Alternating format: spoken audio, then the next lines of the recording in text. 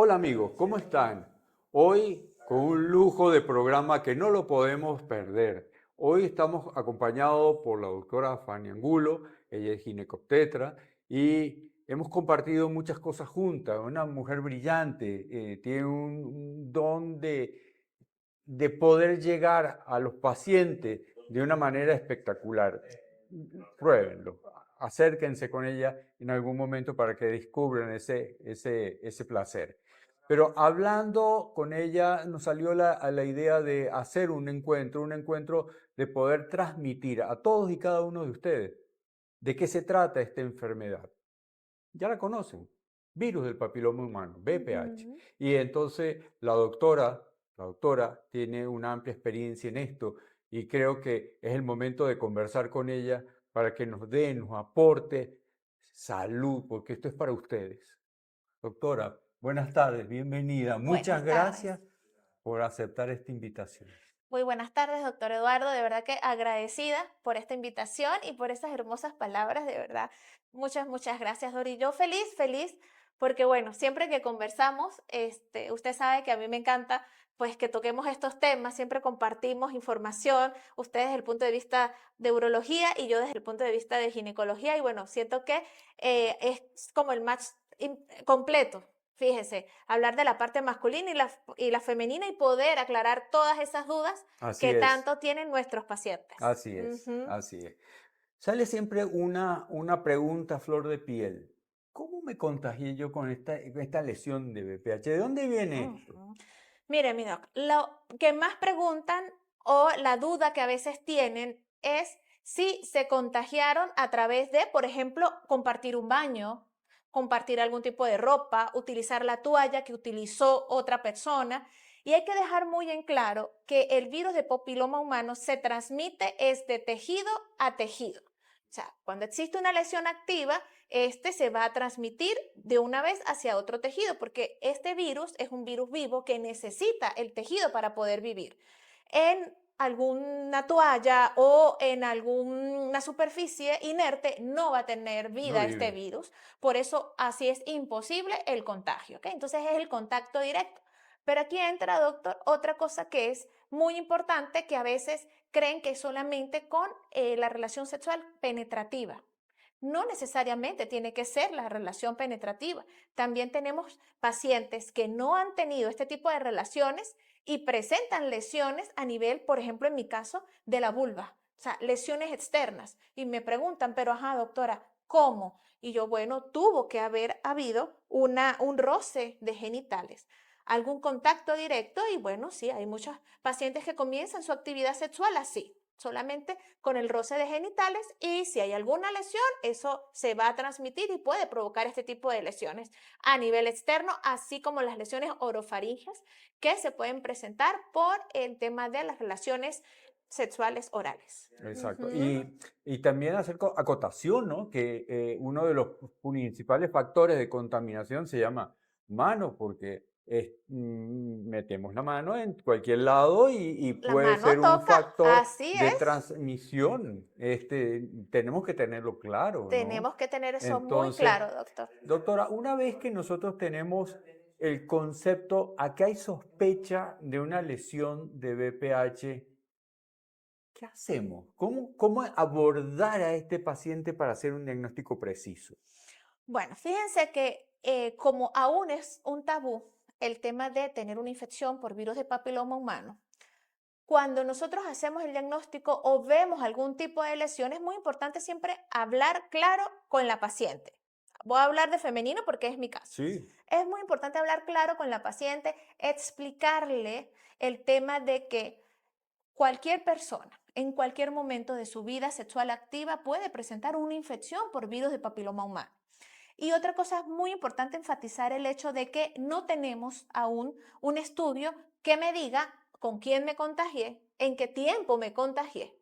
Basta simplemente tener una relación sexual sin protección para poder contraer el virus y que ese virus permanezca allí latente o dormido, por decirlo así, por mucho tiempo y de repente volver a aparecer. Yo siempre le explico esto a mis pacientes porque cuando hacemos el diagnóstico, lo primero que nos viene a la mente como mujer es mi pareja me fue infiel. sí. ¿qué Muy pasó aquí? común. ¿Qué pasó? ¿Por qué ahora yo tengo esto? Si hace 3 meses, hace 6 meses yo no tenía nada. Fue que mi pareja me fue infiel. Entonces es muy importante explicar esto tanto a la mujer como al hombre porque podemos transmitir el virus en cualquier momento si en algún momento fuimos contagiados. Y no precisamente con nuestra pareja actual, sino con alguna otra pareja que hayamos tenido en el pasado. Pasa tanto con el hombre como con la mujer. Entonces siempre puede ser un poco chocante o difícil la aceptación de saber que se tiene un diagnóstico si no conocemos también esta parte de la historia del virus de VPH. Eso es así. Y hay un factor que es muy importante Ujú, siempre determinarlo, que se llama promiscuidad. En la medida que ujú. tengamos más parejas, más riesgos tenemos, Más riesgos ¿sí? tenemos. Y si no Y, utilizamos algún método de barrera, por ejemplo, el por ejemplo, preservativo. los preservativos, los condones, hay que saber utilizarlos, ¿no? Pero no exime, así se ponga todos los condones o preservativos del mundo, no exime a que usted pueda contagiarse con una lesión de BPH, porque ese preservativo no le cubre la zona pélvica, por ejemplo, No no le cubre. cubre la zona escrotal, por ejemplo, no Ujú. le cubre la zona vaginal La o vulva, la vulva, en este caso la vulva, básicamente, la ajá. vulva. Entonces, eso hay que tenerlo a consideración. Evaluarse, autoevaluarse, estos conceptos sería Ujú, importante, pero sí tenemos que tener a consideración estas visitas. Una vez que nosotros sospechamos que hay, ¿cómo podemos hacer más asertivo con estas lesiones? Porque sabemos que hay 200 tipos de BPH, pero no ujú, todos muchos. son oncogénicos. No No todos. son, no, les explico, oncogénicos no son todos productores de cáncer, inductores de cáncer. Ujú. Entonces, ¿cómo podemos afilar el lápiz, la punta del lápiz para escribir bonito? Pues mire, amigo, lo primero y principal es explicarle a la paciente que el tener BPH o una infección por BPH no es igual a tener cáncer. Eso. Eso primeramente es lo que hay que hacer. Cuando se tiene una paciente con el riesgo o la presunción de este diagnóstico, tiene que tener una adecuada valoración. En este caso, se realiza una vulvoscopia que vemos con el mismo colposcopio que vemos el cuello del útero, vemos todo su tejido de la vulva, o sea, esa piel externa, el genital externo. Vemos también lo que es la entrada de la vagina, introito, y el canal vaginal, sumamente importante. Y por supuesto el cuello del útero. Tenemos técnicas para evaluarlos, colocamos ciertas soluciones, en este caso una primera solución que es el ácido acético, que va a hacer que cuando existan lesiones presentes, estas lesiones tienen un marcaje blanco o aceto blanco, como lo llamamos nosotros en las historias. Y luego, si tenemos esa sospecha, también tenemos la solución Lugol, que es una solución iodada, que se supone que donde está la alteración no va a haber captación de yodo. Donde está el tejido sano, se marca todo de color caoba, marroncito. Y donde no, marca allí está este tipo de lesión. Pero, mi doc, hay que tener mucho cuidado muchas veces con este tipo de examen porque hay ciertas circunstancias, por ejemplo, procesos infecciosos que pueda presentar la paciente en el momento que puedan provocarme ciertas alteraciones como las que acabo de mencionar y no precisamente tener una infección activa por VPH. Otra cosa que realizamos son las pruebas de PCR para VPH, donde logramos ahí aislar el virus y saber qué tipo de VPH está provocando la lesión en el caso de que existiera. Que, como usted lo comentaba, lo de muchos tipos de VPH, tenemos estos VPH que se asocian a ser o son VPH de alto riesgo para producir cáncer o que se han asociado en años posteriores al desarrollo de cáncer. Y bueno, así con estas PCR podemos conocer, sí, qué tipo de virus tiene y saber entonces cómo va a ser el seguimiento de esta paciente. Sí. Hay dos acotaciones a lo que nos vienes comentando. Una, cuando hacemos la evaluación colposcópica, Ujú. a veces también tenemos que revisar la zona anorrectal. ¿Por qué? Por Porque supuesto. también existen lesiones a ese nivel y que no podemos, no debemos los médicos Ujú, olvidarnos de estos exámenes, de revisar esa zona, ujú, porque es muy común conseguirlos en esa zona. Y segundo, a veces cuando usamos el ácido acético, y hay un cambio de coloración. Esos pueden estar relacionados a lesiones por hongo, por ejemplo, o por por una ejemplo. infección bacteriana Ujú, focalizada y puede dar cambios de colores. ujú, No es la técnica súper especial, pero nos orienta. ¿cuál sería la técnica más específica entonces? Bueno, mi doc, o sea, tomamos en cuenta varios pasos, ¿no? Primero, la valoración Claro, colposcópica, con lo que hablamos. La citología, por supuesto. por Ese es supuesto. nuestro caballito de batalla. Sé que es incómodo, es terrible la toma de una citología para uno como mujer, pero es, es un examen que tomamos en 5 minutos. Sí, Y ese examen nos permite a nosotros visualizar si existe o no alguna alteración en esas células. Eso nos va a decir a nosotros si hay algún tipo de lesión por BPH. Y no solamente si hay algún tipo de lesión, si hay una lesión de bajo grado o de alto grado, dependiendo de la alteración que exista a nivel celular que se esté evidenciando por citología. Una vez que tenemos un diagnóstico por citología, guiados por colposcopia, debemos tomar una biopsia. Porque sí, la citología nos habla de que existe la lesión, pero la biopsia nos va a decir qué tanto tejido me está abarcando la lesión, que es sumamente importante, mi doctor, para poder indicarle adecuadamente el tratamiento que va a seguir la paciente. claro. Cuando se hace PCR para Ajá. lesiones de BPH, ahí nos van a determinar de los 200 tipos diferentes de BPH que tenemos, Ujú. cuál es ¿Cuál lo es que el que está nosotros tenemos. provocando? Entonces tenemos de alto grado, grado intermedio y de bajo grado. Ujú. Por supuesto, no cubre a todos, pero sí los que están induciendo a cáncer. Entonces, eso nos permite definir qué tanta agresividad pueda tener esa lesión viral. Así Pero es. a esto hay que sumarlo y que a veces se nos olvida que hay un factor de herencia. ¿Sí? Hay un Entonces, factor. cuando hay lesiones de Ujú, otras índoles, como cáncer en la familia, pueden tener ujú. inherencia, se suma uno más uno y empezamos a sumar dos, tres, cuatro, empezamos a ver la familia con más índice de cánceres. Entonces, esto también tiene que llamarnos la atención porque no podemos descuidar o quedarnos solamente con un examen de visión, sino que también factores hereditarios que predisponen También. a tener más cáncer. No solamente los factores hereditarios, doctor, sino que nosotros como médicos no podemos estar ajenos al estilo de vida del paciente, Sí, ¿sí? Sabemos que uno de los factores de riesgo para producir una lesión por BPH, que esta lesión se mantenga en el tiempo, es también el estado inmunológico del paciente. claro. Si yo tengo un estado inmunológico suprimido, esta lesión va a Sí. permanecer, esta lesión va a crecer y es la lesión que en años me va a progresar a un cáncer. Entonces, debemos ir más allá, debemos hablar con el paciente, debemos saber sus hábitos, si es fumador, por ejemplo, o fumadora, que es completamente tóxico para el tema, para todos, pero con un antecedente, una infección por virus de papiloma humano, mucho más, por ese daño que tiene el cigarrillo hacia nuestros tejidos.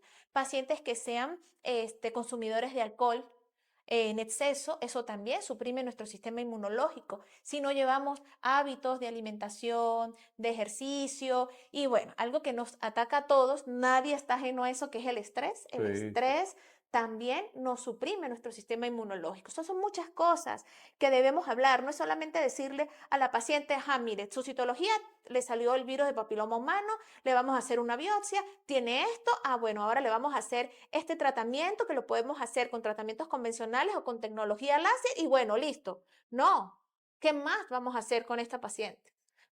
¿Qué más le vamos a brindar? Le vamos a brindar su vacunación contra el virus de papiloma humano. Sí, Vamos a brindarle asesoría para que mejore sus estilos de vida. Y por supuesto también nos apoyamos con complejos vitamínicos para fortalecer ese sistema inmunológico. exacto. Ahora, una vez que hemos diagnosticado que existe una lesión de BPH, ¿cómo lo tratas? Bueno, mira, yo en mi consulta los trato con láser. Yo hago tratamientos con láser. Se toman las biopsias con los equipos convencionales de radiofrecuencia, y luego de ese diagnóstico se hace vaporizaciones o fotovaporización láser, dependiendo del diagnóstico de la biopsia. Porque como le comentaba hace unos minutos, la biopsia me va a decir qué tan profundo está la lesión. La biopsia me va a reportar las neoplasias intracervicales y dependiendo de la cantidad de tejido o de la cantidad de epitelio que me esté abarcando la lesión, me lo va a catalogar en grado 1, 2 o 3. Ujú. Conocemos lo más común son los grado 1, que digamos que son como las más leves. tenemos los grado 2 y los grado 3, que dependiendo de las características colposcópicas que veamos, hay que ir entonces a otro tipo de tratamiento que son los llamados conobiopsia, porque prácticamente un NIC3 es un carcinoma in situ. Eso es correcto. O sea, no ha traspasado esa membrana basal del tejido, o sea, no se me ha vuelto invasivo, pero ahí podemos ya A hablar de punto. un carcinoma in situ. Y eso lo retiramos con un conobiopsia. Y después de allí, obviamente, los seguimientos. Claro, mi doc, aquí entra el tema de que tenemos que individualizar la paciente. Yo tengo un reporte de una paciente de un NIC3 de 20 años, por ejemplo, una paciente jovencita, que no ha tenido bebés, ¿verdad? Que tiene toda la vida por delante, debemos ser muy cuidadosos con el tratamiento que le vamos a indicar a ella o a una paciente que me está debutando o me está haciendo una lesión de este tipo a los 50 años. Va a ser completamente distinta la Exacto. terapéutica y lo que le vamos a proponer a la paciente. Ujú. Sí, eso es muy cierto. Tener conceptos claros, precisos para dárselos a los pacientes es Es fundamental. fundamental, mi Y doc. tener el armamento correspondiente para nosotros poder solventar esas situaciones donde está en riesgo la salud de cada individuo. Ujú. Entonces, lo interesante de todo esto en la secuencia que estamos llevando es de cómo hacemos diagnóstico, cómo tratamos a estos pacientes y cómo los factores hereditarios entran a formar parte en todo esto. Los hereditarios y sus Entonces, factores generales de y su sus vida factores, cotidiana. exacto. Ujú. Entonces, considero que es muy, pero muy importante poder tener el concepto tan claro como lo hemos expuesto para que consideren en casa empezar a hacer las evaluaciones correspondientes. No quedarse hasta aquí. Hay nuevas cosas que hacer. Ya Así hemos es. hecho hasta tratamiento, pero tenemos vacunas también. También tenemos la vacuna, así es, mi doc. Y bueno, hay algo que puntualizar con el tema de la vacuna, es el hecho de que si yo tengo un diagnóstico de ya de virus de papiloma humano, ¿qué va a hacer la vacuna? ¿Para qué me va a servir? Y ya tenemos muchos estudios donde se ha demostrado que el colocar la vacuna contra el VPH provoca la inactivación del virus. O sea, la respuesta inmunológica que me produce la vacuna es tan alta que hace que el virus que yo ya tengo presente disminuya su carga viral y no me vaya a provocar lesiones y que esa lesión entonces en un futuro no me progrese a un cáncer. Perfecto, maravilloso. Ujú. Hay dos tipos de vacunas, teníamos, hoy está Por ahorita, cambiando. sí, exacto. Teníamos una con 4 cepas, hoy están Mm. subiendo a nueve A 9 cepas y cepas. vienen nuevas historias, porque creo que van a venir nuevas vacunas con más capacidad de abordar Ujú. otros Con tipos más de cepas, lesiones, así con es, más doctor. cepas. Ujú. Y existe una serie de factores para la colocación de esta cepa, aunque la Organización Mundial todavía no ha terminado o no ha cuadrado y que los países han tomado decisiones por su cuenta, porque así se ha visto en diferentes En partes. diferentes países, sí es. Sí, entonces,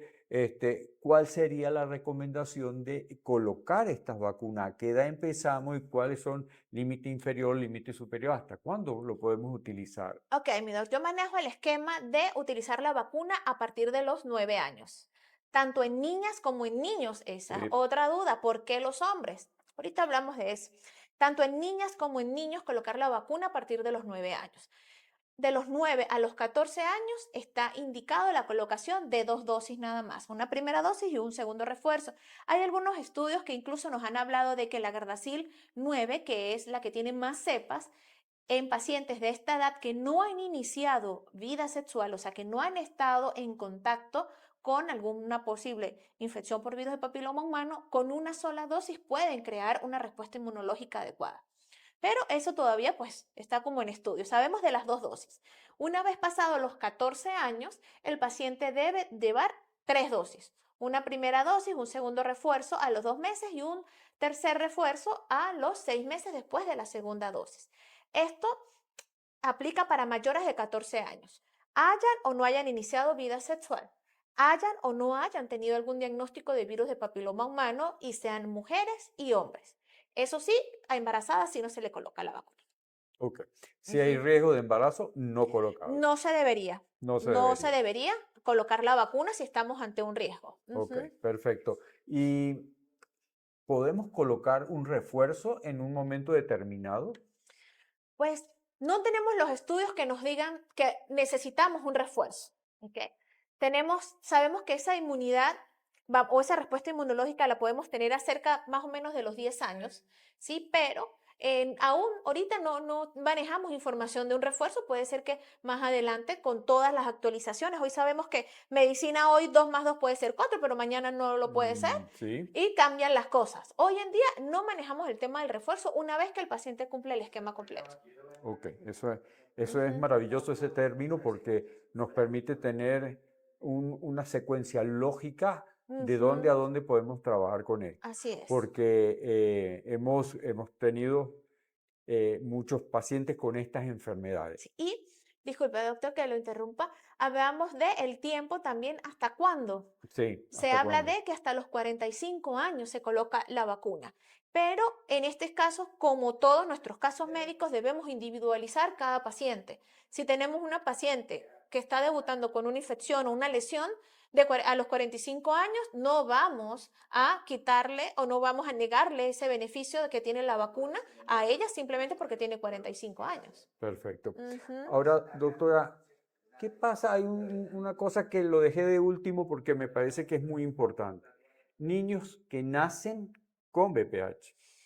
Ok, sí, Doc, mire, eso es un tema un poco controversial porque hoy en día, en el caso cuando la mamá, en este caso, tiene infecciones o, perdón, lesiones activas por virus de papiloma humano a nivel vaginal o a nivel de cuello uterino, puede transmitir a lo que pasa el bebé por el canal vaginal, puede transmitir por el roce con las lesiones el virus de papiloma humano. Pero son lesiones que recordemos que el sistema inmunológico de los recién nacidos, pues un sistema inmunológico muy fortalecido que casi siempre puede presentar una que otra lesión, pero eso desaparece y no tenemos activación del virus después. No es que, por ejemplo, una niña que haya nacido de una mamita que tenga el virus activo, cuando tenga 20, 21 años, de repente sale con una lesión a nivel de vagina o de cuello del útero con un virus de papiloma humano, fue transmitido por la mamá. No, fue transmitido por